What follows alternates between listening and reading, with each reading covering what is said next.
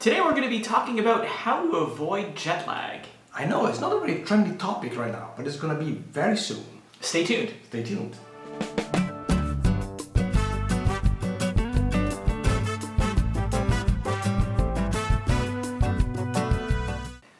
Morning everyone, I'm Rick. Good morning, I'm Andrea. And today we're talking about jet lag and how we get over it. Exactly, this is our technique, and I think it works really well. So I wanted to show it to you, and maybe you can have take some tips from us. That's right. I mean, we've been traveling, from North America to Europe to Asia and all over the place, and I have to say, 10 years ago, it was a lot harder for me to deal with jet lag. It was. I remember my first time to Europe, actually. Yes. I actually fell asleep outside the restaurant at lunchtime. On the street. On the street as cars were driving by. Actually, no, there was no cars on the street. There was no cars, but still. But yeah, imagine. I was literally a zombie. A zombie. And, over time, I've learned how to just sort of get over it. Exactly. So, these are our tips. What's tip number one? Tip number one. So before anything, book a jet lag friendly flight. So what does that mean? So basically book a flight that arrives maybe at night, just before going to bed. So that's much easier for you to adapt to the new time. If you book a flight that arrives at a destination at noon, for example, for you it's going to be very difficult to stay awake all the way to bedtime. So try to book a flight that arrives at a destination around bedtime. Exactly. So if just look at the arrival time, and if it's a couple hours before bedtime, something like that. Those are perfect. Now they can cost a little bit of money. They can cost a little bit. And they're more. not always available. They're not always available because they're more popular and that sort of thing. But if you have an extra day wherever you are, how much is that worth to you? Exactly. That's tip number one. Exactly. So number two, start preparing 5 days before you leave. That's correct. So what we do, usually we take melatonin, 5 milligrams, every night for 5 days before we leave. Yes. And that seems to be working really well. Yeah, and you can get melatonin at Costco, your pharmacy. It's just pretty much everywhere. It's over-the-counter herbal remedy. It's pretty safe. Helps you get to sleep. Helps you get to sleep, helps you keep you asleep, and works well. And actually, when we also suggest when you get to your destination, melatonin is something that we like to take as well. Yeah, exactly. It just gives us that little push to sleep, and then so that we're wide awake in the morning to hit the day. That's correct. Tip number three. Check in as soon as it opens. That way you can pick the best seats. That's right. On the plane, and allows you to sleep on the plane. Right. If you haven't already pre-booked your seat or anything like that, check-in is generally 24 hours before the flight. Definitely do the check-in. And what about some tips for sleeping, like on a plane? Well, obviously the best seats are the one that have most amount of room in front of you. Mm-hmm. It's better to get seats that are not too close to the bathrooms. Ah, yes. Otherwise, I can hear the noise of people going back and forth. The galleys. The galleys. Again, you don't hear the noise of the flight attendants preparing meals.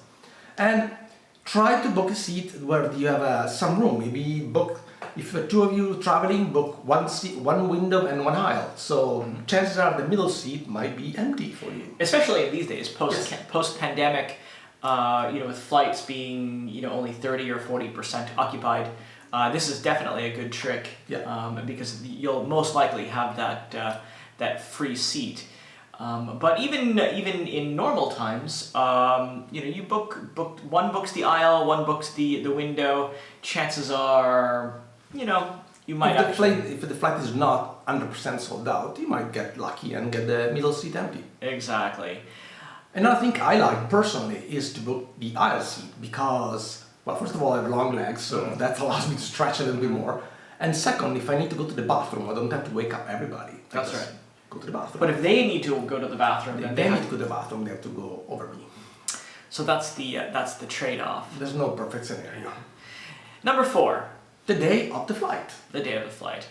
So one of the things that we discovered by accident we were given a free night at one of the largest hotel chains in the States, and we took that free night and at the airport once. Yes. Our flight was very early in the morning. We had to wake up really early. Yeah. So in other words, if we were at home, we would have probably had to wake up at like 3 o'clock in the morning to catch our flight. But because we were staying at the airport, we were able to wake up at 5. Gave us a few extra hours. Now this was not a jet lag friendly flight. That was not. But we got a really good night's sleep. That's correct.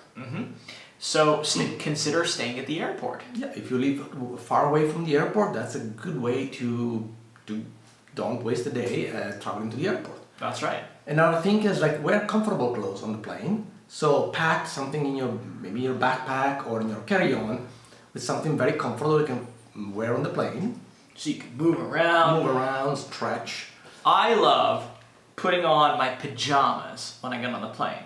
I put on a nice sweater, like a jumper like this. I put jogging pants on. Sometimes I even go all out and put even flip-flops on. Flip-flops or slippers or something like that.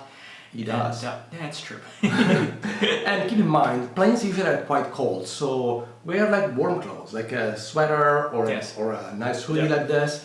That way you won't be waking up because it's too cold. That's right. Another thing we like to do is, if we don't stay at the airport for the night, go to the airport early. That way you don't rush, you're not like stressed, rushing to the airport, and you can actually relax, maybe in a lounge, maybe in a bar, maybe somewhere, and have a coffee or a tea or a beer before getting on the flight. Actually, that's a good point. Having access to the lounge is not just for business class passengers. Oftentimes, your credit card might come with some lounge passes, or you might just decide to pay the, it's just usually, $30 or something like that to get in. But at least this way, it's a more civilized way to wait for your flight. You can have a meal and you can relax and and so on. Read something so you won't get on the plane stressed. That's another very important thing. Exactly. Now, while we're on the plane, we like to sometimes take, and actually we have Doug to thank for this. Yes. Doug, hi Doug, we love you, Doug. Doug told us about the no jet lag pills. Yes, the no jet lag pills. They were actually invented in Australia. It's a homeopathic remedy. They're tiny little pill. They taste like sugar. You just chew them. One every 2 hours. That could be all they are.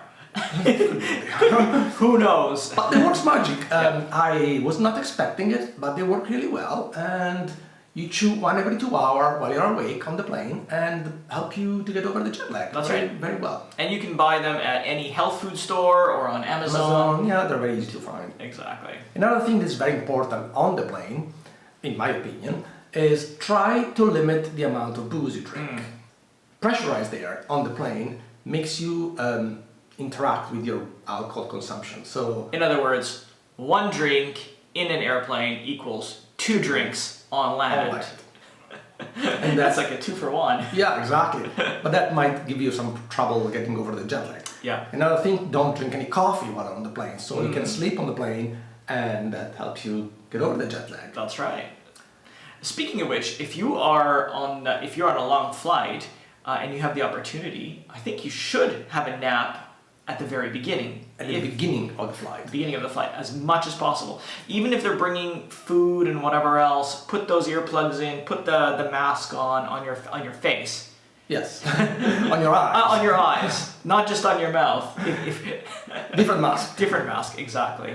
And get a little bit of sleep ahead of it. Yeah, that will help you, and especially on the first part of the flight. That way, when you arrive, you're rested, and you're able to stay up longer. Yep, definitely.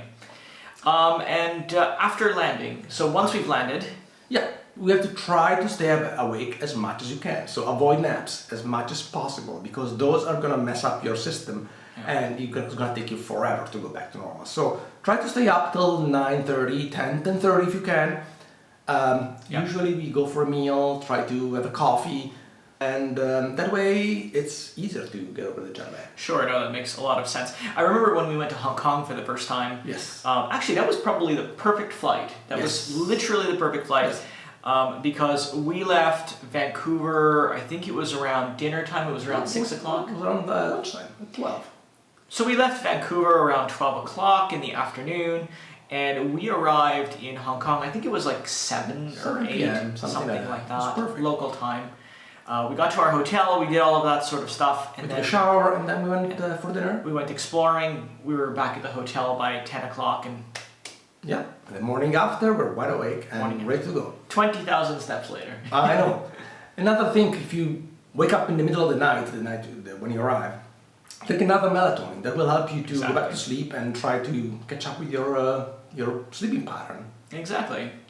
So folks, let us know, what are your tips on how to avoid jet lag? What are your secrets? Leave a comment below and maybe we can get some tips from you. Sure, and while you're at it, why don't you go ahead and hit the subscribe button if you already haven't done that. That way you'll be notified as soon as a new video comes out.